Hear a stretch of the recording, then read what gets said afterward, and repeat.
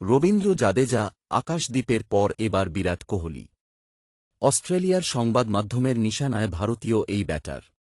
তাদের অভিযোগ, বিমানবন্দরে এক মহিলা সাংবাদিককে ধমক দিয়েছেন কোহলি। একের পর এক অভিযোগে ভারত অস্ট্রেলিয়া সিরিজে মাঠের বাইরের উত্তাপ বাড়ছে।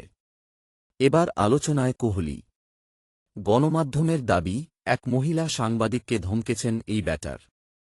জানা গেছে, পরিবারসহ বিমানবন্দরের বাইরে এলে কোহলির ছবি তোলার চেষ্টা করেন সাংবাদিকরা। কোহলি তা বুঝতে পেরে সেই সাংবাদিকের সঙ্গে কথা বলেন, সন্তানদের ভিডিও মুছে দেওয়ার জন্য বলেন এবং ধমক দেন।